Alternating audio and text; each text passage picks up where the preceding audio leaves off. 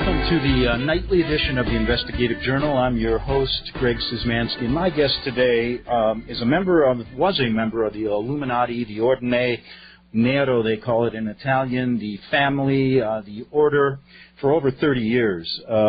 She left 10 years ago, has a story to tell that will put chills right through your body. This isn't the type of story that I normally do every day, and it's a story I did an earlier show with Svalin, and I'll tell you something. It is one thing to talk about the Illuminati in general terms. It's one thing to, from afar, talk about George Bush and everyone else. It's another thing to go deeply into the Illuminati and to discuss certain things that Svalin is going to talk about, which are very graphic, very horrific, and we're going to go into it because I want to impress upon you folks that these people exist, they're dangerous, and they are deeply rooted in our country. Now, 20 years ago, when I was covering stories, I'm a print journalist by trade, and I was working in Rome for 6 years. This was back in the early 80s, and I'll tell you firsthand, I learned from people there during a number of scandals that were going on that the heart of these problems is the Vatican. It all goes back to the Vatican, and I can say that without question. I met people there who told me about it. I met people who went through the same, one woman who went through the same induction ceremony as our guest tonight is going to tell you about. And I also talked about, back then, how they had talked to people who said they were deeply embedded in America. With that, I'm going to introduce my guest, and I might add, Svalin's only granted this one interview today with me. She said she couldn't sleep last night. It was very difficult, and I really want to thank you, Svalin, for coming on and sharing this because I think it's going to help a lot of people, as my emails from this morning have showed. How are you tonight? Oh, good. How are you, Greg? Very good. I want to get right into this. You were born into the Illuminati, the family, the order. Tell us a little bit about your childhood and lead us into this induction ceremony in Rome, in the Vatican, when you were 12. Okay. Well, I'm going to be brief because we don't have a lot of time, but I was born in the group as both of my parents were in it, so it wasn't a question of being recruited at all. I mean, from my earliest days growing up, that's all I ever knew was being part of the group. My training began at a very early age. It continued throughout my childhood, and by the time I was 12, in the group, normally a person's considered an adult by the age of 12, and right at the point of between 12 and 13, they actually do a formal swearing in into your adult role within the group. And for me, part of this was going to Rome. My parents here prepared me for it, but then I went to Germany because I'm with the German house. I was born in Germany, came to the United States when I was young. But because I belonged to the German house in Europe, I went to the German father's house, and from there went with him and the French father to the Vatican, and during that time went through a ceremony. It's a very horrible ceremony. I mean, there's a room beneath the Vatican that a lot of people don't know about. You go below the basement level there, and I remember going down the stairs, and there's a room there, and it's a round room, and there's 13 catacombs that lead into the room, chambers, and they had taken a mummified figure from inside the catacombs and placed them beside each of the openings in the room, and they told me at the time that the spirits of the departed fathers were washed over the ceremony because they really believe that their roots go back to Rome and even pre-Roman times. They then held a ceremony, and there was a gold pentagram on the floor, but above the pentagram there was a black stone table. And stay close to your phone, Svalin, okay? Oh, thanks. Okay. Well, there was above the pentagram there was a black stone table, and it was made of a shiny stone, and there were gold, like at the end there were like little, I know you call it like little channels to collect fluid on each corner, and they were made of gold. And during the ceremony, they sacrificed the little boy, and after that, the man, he was dressed in scarlet robes, went to he moved to the center, actually to the side of the room, to the side of the table, and I had to go forward and kiss his ring, kneel before him and kiss his ring and swear my undying loyalty to the world order. And now, stay close to the phone. Who was with you now in this when you were going through this ceremony? The French father, he represented the French house. The German father, he represented the German house. There were some other adults there too. Some were Catholic Church officials, and there were 2 other children as well who went through the ceremony. And you said there were 3 adults? There's more than 3 adults. There was probably about, I'd say, 9 adults in the room with us total. Now, what did they say to you after? I mean, what was going through your mind when they were sacrificing this child? I mean, just tell us, can you remember back to what you were feeling? Well, I was terrified.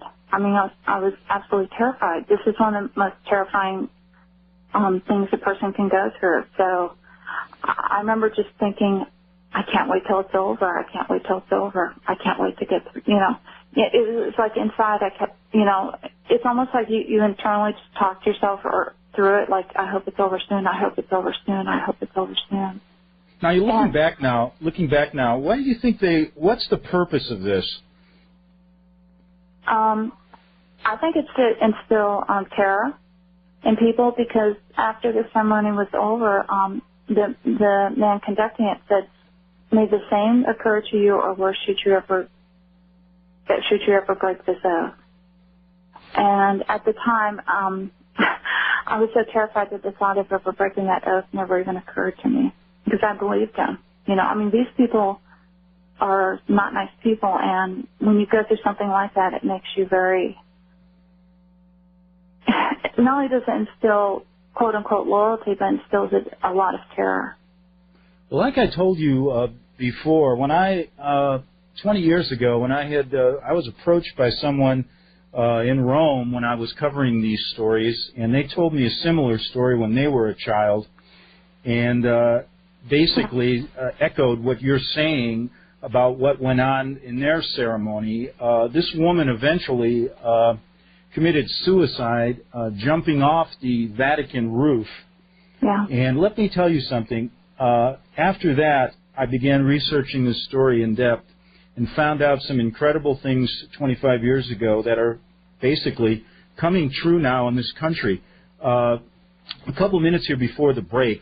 Now, you left this you left this ceremony. You're 12 years old. Tell us who you left with and what happened afterwards then. Well, I left with the German father, and afterwards he praised me. He said, you did well, because I did everything I was supposed to do during the ceremony, and I didn't cry out or anything like that. And then we just went and we stayed at a local house. It was a wealthy person, and we stayed at the house, spent the night, and then we flew back to Germany the next day. And did he tell you anything about how you did or what they expected of you? No, before he had, but he just said you performed well, and he said this will help you rise in the family. Okay, Svali, just stay right there. We're going to get back. We're talking to Svali, a member of the Illuminati for many, many years on the Genesis Communication Radio Network.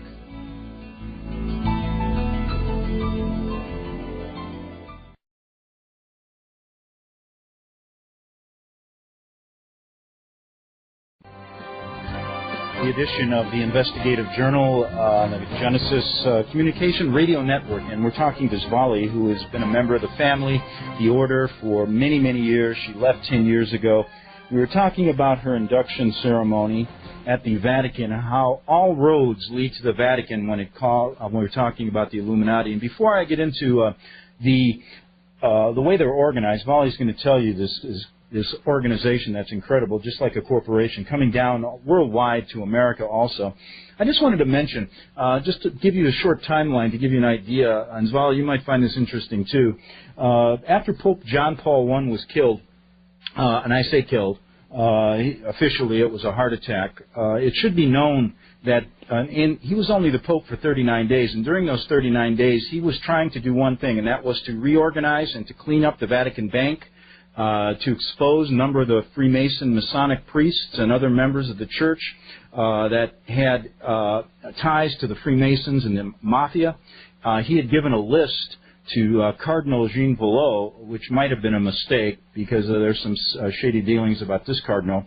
But anyway, he gave a list to Cardinal Villot regarding the number of people he wanted out. And this was going deep into the Vatican scandals, into their corruption, into probably the first layers of this Illuminati and many of these other things that are going on. Well, a day after he presented his list, he was found dead in his chambers. John Paul then took over, never did anything, protected everyone. The Vatican Bank never was cleaned up, and that's not fiction, though that's history. Svalin, it does go back to the Vatican. Tell us about this organization that you learned about. You were a mid-level worker in this programmer, a mind programmer for years. Tell us about this organization that you learned about. Well, I learned about it just by being there and seeing people and talking to people. But basically, like you said, it is very much organized like a large international corporation. In that sense, the headquarters would be Rome, the Vatican, because that's considered the spiritual center of the world for the Illuminati. From there, the power bases go to Europe. There's 12 men. They're called the 12 Lords or the 12 Fathers, and they each represent a country in Europe. And of those 12, the three ruling, it's a triumvirate, is the UK, France, and Germany, because those are the oldest houses. In the Illuminati, it's called the House, the German House, the French House, UK House. From there, America was considered a mission field, and so it was basically in the 1600s, the first Illuminists started coming over, and they established their power base in Pittsburgh, Pennsylvania. Now it's considered the spiritual center for the Illuminati, and from there they divided the U.S. as time went on, and as it became developed into 7 regions. The East Coast, but the 2 huge divisions for the group are the East Coast region, which is east of the Mississippi, and the West Coast region, which is west of the Mississippi. Spiritual headquarters for East Coast are Pittsburgh, but the administrative headquarters are in Alexandria, Virginia. On the West Coast, the spiritual headquarters are Portland, Oregon, and the administrative headquarters are San Diego, California. Now, you originally were in Virginia, then you moved to San Diego, correct? Yes. I was first affiliated with Alexandria and then with San Diego. You know, you said that Pittsburgh was, I've heard that too, Pittsburgh, the spiritual capital. Was interesting to note that George Bush, right after he was elected, traveled to Pittsburgh and gave a huge speech to a Masonic lodge there. Find that interesting. Yeah. Well, it's not coincidence. And then underneath the regional councils, as they were, well, there's a national council for the U.S., of course, so over all of them, 13 men, and under them are the regional councils. And underneath the regional councils, then you have your local councils. And underneath your local councils are going to be your what they call sister groups, or what most people consider covens. That's the lower levels, the ones carrying out some of the MK Ultra programs, other things like that. Well, yeah, but they use a lot of the principles of MK Ultra at many of the levels, I mean, these people are well-versed in every aspect of behavioral science, physiology, human anatomy and physiology. I mean, they're considered the scientists, as it were, of the occult world. Because Yeah, go ahead. I mean, they study it. They know it inside out. And they use it and apply it. Now, you were a mid-level trainer. You moved up the ranks quickly. Tell us a little bit about what, when you became an adult, I believe it was 22 years old, you began working as a trainer, a mind programmer. Tell us what this is all about. And you're working specifically with members of the organization, correct? And in your capacity, members of the military in San Diego. Well, I actually started as a trainer when I was much younger. I started by the time I was 7, I was being mentored in my role. At the age of 12, I did become a full trainer, but I became a head trainer and sat on the regional leadership council at the age of 22. That's when I was overseeing other trainers and mentoring them and teaching them. Yeah, I know a lot of people are probably thinking, and I did it first, how do you manage this? You have a life, you are a wife, you are also married to someone in the same group. Tell us a little bit how this works, because I know you grow up with a lot of mind control, and we don't have time, I don't think, to go into specifically how they trained you as a youth, and I still think you feel some of the effects of it, as you were saying. But when you get to a point of working for this group, how do you manage both your day life and your night life, which was with the Illuminati mostly in the wee hours of the morning? Go ahead. I think the best analogy I can raise for that is you may be a little bit different when you're at work than when you're at home relaxing. Because most people learn to some degree to compartmentalize the different parts of their life. The only thing is when you're a group like this is you learn to compartmentalize to a much greater degree. So that it's almost like you can do things not just in the night, but sometimes, I spend a month sometimes in Europe or over in Germany. So it was daytime too, but you learn that in that situation you act a certain way. But then when you're not in that situation, you act a different way. So why are they so concerned about their children? I mean, they seem to be very concerned about how you grew up and others in your same role about, why are they basically involved in so much of this training that to me, like you were involved in the 12 disciplines, all this other stuff. Tell me what their mindset is. I think if you were to ask them, they would say that they're helping the child develop their potential. They don't see it as evil or that's what they see is helping the child develop their capabilities, because all the training has a goal. They don't just sit there, I'm going to do something that's painful just to hurt you. They will do something painful because they're trying to induce an experience in the child. They believe it's inducing enlightenment. Does that make sense? All right, good. We're going to, it makes sense. We're going to continue with that in the second half hour. Get into some of the different areas the Illuminati has infiltrated in our country, to your knowledge, on the Genesis Communication Radio Network.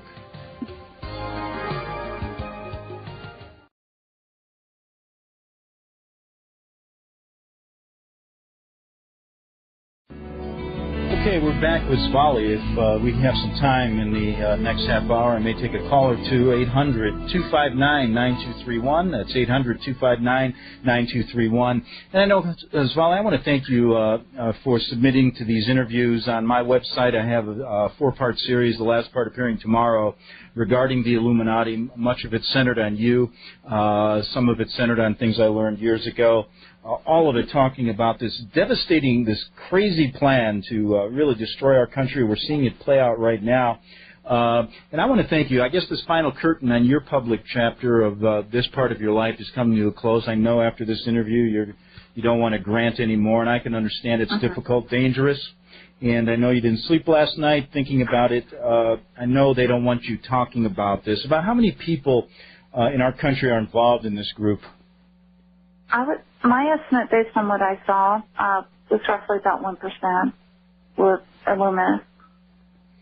And that's a good amount. I mean, when you think about it, if they're organized. Now, tell me what you heard in your life from your perspective, being inside in this group, what their plans were, what the time frame is as far as when they are planning to pull the curtain down on America, the military state, the rest of the things that we talk about daily. Go ahead. Well, I was told that my children's generation would see the unveiling of it. I was told that I would be alive during it, but it would be when they come into their prime. So I was told that roughly within the next 50 years that this would happen. Actually, in the next 45 years or less. Their goal is to dominate the world. And when you think about it, this is being done through financial means through controlling finances, the media, government, and education. Those were the four primary areas that they sought to control. Right, and I guess I can ask you, it isn't most of these people that are in our government right now, along with some of our high-powered media people, are all involved in the same plan, aren't they? Yeah, to varying degrees, yeah. And you know something, you talked about this next, about the financial collapse they had planned, and I know that you'd mentioned it, and you said it would make the Great Depression look like a Sunday picnic. Yeah. Tell us about what you heard about that. Well, it's just in leadership they would talk about that. I mean, it's all been planned out, and they would be manipulating the world finances to create, not just in the U.S., but I mean mainly. First, it would start in the U.S., but then it would become a worldwide depression, an economic collapse that was meant to create a great deal of chaos, confusion, and fear. Because their philosophy is that out of chaos comes order. That's out of chaos, order. And so they would do it through finances, because they know that if people feel that they're losing their money, they'll panic. And as a result of the depression or the financial collapse, then what was going to occur next would be, I was told, mass riots, looting, people, panicking because they didn't have enough money to live on, and then things would, crime and violence would increase too, and then the military would step in. The government would then bring in military control and enact all kinds of rulings for crowd control, and at that point, soon thereafter, it would just become open. Now you lived this. You worked in it. You were part of it from birth. You were brainwashed basically to believe that you were doing something good for the world. Oh yeah. And what did they feel about people like me from middle class background, many millions of people just like me? How did they view the masses? How did you talk about them? Well, they view the masses as sheep. The Illuminati believe that they are in the intelligentsia of the world. In fact, they very much follow Plato's philosophy, in which the ruling class rules because they're in the intelligent, and everyone and those who need leadership. They used to call them sheep, and so they would say that your average person is an unintelligent sheep who wouldn't know how to lead themselves, even if they had the opportunity. And so they believe that by stepping in and taking rule that they're doing a good thing, that they're actually encouraging a better world. Now, I believe differently. I don't think it would be a better world. At one time I did, but now I realize that I was deceived. Now, you basically left about 10 years ago. Yes. You just couldn't take it anymore. Tell us what went through your mind, how you finally left, and how you were threatened, perhaps almost killed by them. But survived and now living a completely different life. Yeah, well, I couldn't take it anymore because these people, the higher up you go in the group, the less pleasant the people are, in my opinion.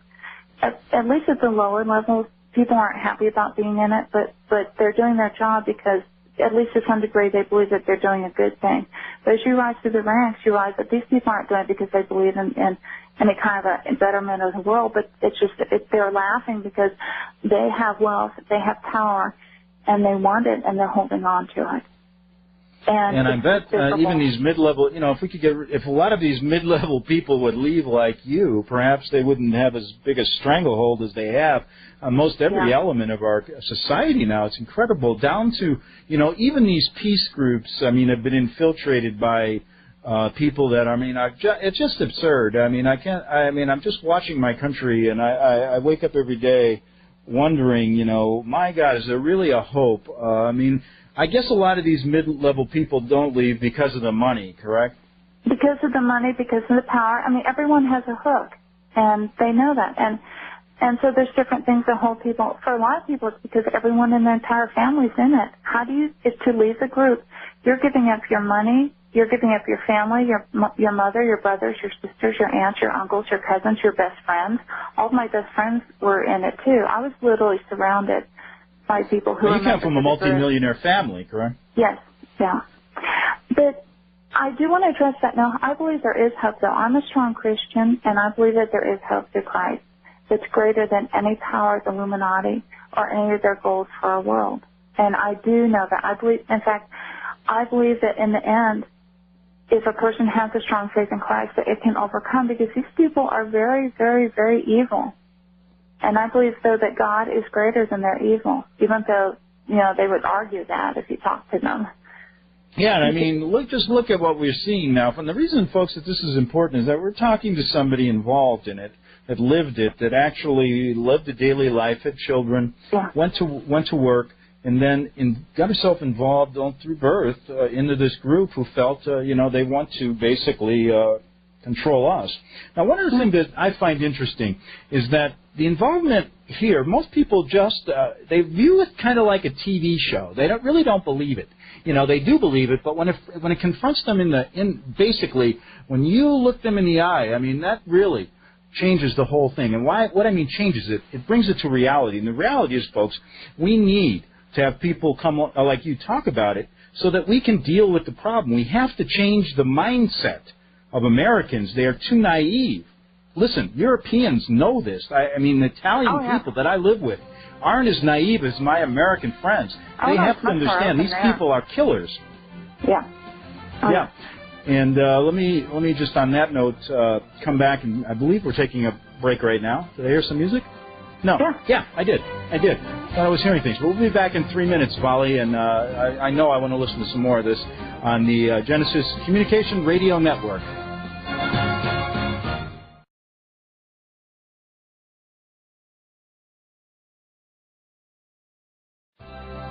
Okay, back on the Investigative Journal, and we're not even going to get into the high-powered names and waste our time. We know who they are. Svalin, I want to hear from you. What are some of the methods? What are some of the methods they use to make money? If you can think of a illegal activity, they're involved in it, and that's another reason for their being covert. For instance, I know that gun running, white slavery, child prostitution, pornography, the selling of drugs. There's many ways they did it. Couriers, selling of military computer codes, different things like that. But normally when something like that's happening, like let's say that they're involved in child prostitution, an actual illuminist will not be sitting there during the transaction. Instead, when the transaction occurs, that's passed to someone else who's passed to someone else. And by the time the money's been laundered 2 or 3 times, it actually gets to the person behind the scenes. Yeah, it's easy to find a patsy to do the dirty work, so to speak, correct? Oh, yeah, because then if they get caught, I mean, they're expendable. Yeah, exactly. Now, your role as a mind programmer, tell us some of the things you used to do, I mean, with people, and I guess your purpose was to reinforce into members this Illuminati mindset, person, Yes. The goal of training was threefold. It was to instill loyalty, to instill obedience, and to help the person. Well, we called it helping. Of course, now I know that was wrong, but to help the person to do their job or role within the group better. Some of the training was to instill teachings, the teachings of the group, like the oral history and traditions. Training covers such a broad area that could be a 6-hour discussion, but basically they use positive and negative reinforcement. If someone performs well or does what's expected through the programming session, then they're praised and rewarded. If they do not comply or are not showing the expected behavior over and over and over again, then they're severely, brutally punished. We used to have trainers' tables. We would strap them. We would induce the person into a hypnotic state. We've used drugs, and there's experimental drug protocols being investigated even now. Human experimentation is going on during, through training sessions. They're gathering data on people's responses. But training can cover anything from teaching a child to read contact, to call, to have blind loyal obedience to their leaders or the people over them, all the way through assassin programming, all the way through courier programming, teaching a child to be a hacker. They have hackers in the group too. I mean, it just covers a broad spectrum. Yeah. So I know about those guys. Really? Okay. Well, I mean, I've been on the receiving end of them every now and then. If you know about them, you're ahead of most people because most people don't even know. This isn't your teenage hackers when I say hackers, by the way. I'm talking about they actually teach children and teens with aptitude to do this. Okay. All right, good.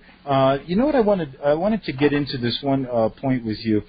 If you have you ever thought about where would you be if you stayed with them? Where do you think you would ended up? Were you moving up the chain? Yeah, I was. In fact, the reason I left is that the man over me was moving to regional leadership, which is one step below national here in the U.S. But I was supposed to take his place, but I was asked to do something that I refused to do at that point. But I also had a generational seat on the German Council because I was born in Germany, and it's called the Council of 144. There's 144 elders in Germany on the Bruderheit, and I had a seat on it as well. So I would have held two seats, one here in the U.S. and one in Germany. And, of course, with that goes wealth and a very easy lifestyle now. Yeah. I know. Yeah. In fact, both of my parents are very wealthy. So now they left. When you left, you were strictly penniless, correct? Yes. And the little money I did have, my husband cleaned out all the accounts, everything, every penny. And they separated you from your children for a long time, and it goes on and on. Yeah. There is a happy ending to this, though. You finally got back with them. Can you tell us? Well, yeah. My ex and I were going through a very difficult custody battle. He was saying in court, this woman is nuts. This isn't happening. There is no such thing. I'm not a cult leader. She's psychotic. But then finally what happened was I finally got unsupervised visitation of my children. And the children immediately disclosed they were being hurt. I went to CPS. CPS didn't believe them because they said this kind of stuff doesn't happen. So my ex came. I was federal prison because I refused to let my children go back and be hurt. My ex came out. The children confronted him and said, we don't want to go back and be hurt. And my ex, it took him a few days, and he said, I need to think about it. I need to think about it.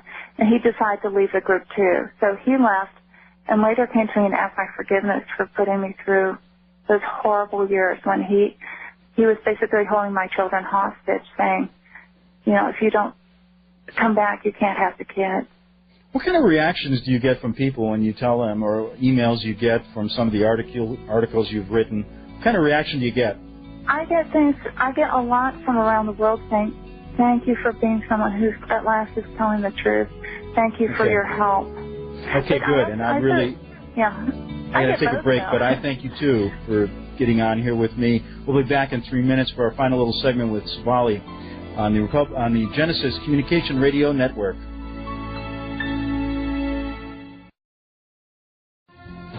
Okay, back with our final segment on the Investigative Journal. I wanted to ask Svalin, what do you think, Svalin? These people are embedded in most every high-level position in our government right now, and high-level media positions. That's the reason why you're not getting the true stories. The people have been getting a slanted version of so many different important stories like 9/11, the Iraqi War, the impending war coming up in Iran, which is another way of they're setting Iran up. It's simple. They function off a war economy. They want to see people basically die. What do you think our hope is right now? How do you think this thing's going to play out from your perspective? Well, I'm going to tell you how I really believe. One thing that helped me leave the group was I became a Christian several years ago, and I was reading Revelations in the Bible, and I was just absolutely stunned to see it describe exactly what I've been taught, but from a different perspective. I mean, I do believe that there will be a coming leader, because ever since I was a child, they always look for he who is to come. But I think he's going to be overthrown by a greater leader, and that's Jesus Christ. And that's my hope and my faith. Yeah, and whatever faith you are, I mean, a higher power or whatever, it's the same thing. I mean, for those of us who may not believe in Jesus Christ, for those of us who do, I believe if you look at it from your perspective, there has to be some hope, because you know something, if you just give up, I mean, One thing the Italian people did, and I talked to them, one thing I found, they just said, I do not want to pay the black, they've called them the black order. I will not pay them any of my money. So I found out that in Italy, about 60 to 70% of all the money there was unaccounted for. They didn't have the strict IRS laws and everything. So one way the Italians battled back was just by ignoring them and going off on their own. And I found that to be something that, you know, listen, we have to think of ways. I mean, these people control a lot of things. They have a lot of money, and it makes it difficult. But we have numbers, and I hope that people listen to you, people like you, and wake up a little bit because, you know, you were involved in it. You know how devastatingly dangerous they are. I mean, they'll kill you as soon as look at you, and I know you're frightened a little bit. After this interview, what are you going to do? I'm not going to do any more interviews for a very long time. Because I really don't like drawing attention to myself, to be honest. But I decided to do this simply because I think people need to know that this is real, that these people are real, that they do have an agenda. And to be honest, in part, I'm doing this in restitution for what I did when I was younger. I saw a lot of horrible things, a lot of evil people, and they need to be stopped. And that's my greatest prayer. And I think that people do each do whatever they can to try to stop it. Maybe it could. Well, Svalin, I want to thank you so much. And Dave Wilcox, I know you were there. If you want to just say hi to Svalin, I'm running out of time. You got 30 seconds. Svalin, do you have any message for somebody listening to this right now who might want to get out and is in family right now? I want to tell them you can get out. They're liars. They are liars. They tell you that no one gets out, that everyone dies, or they'll track you down, hunt you down. You can get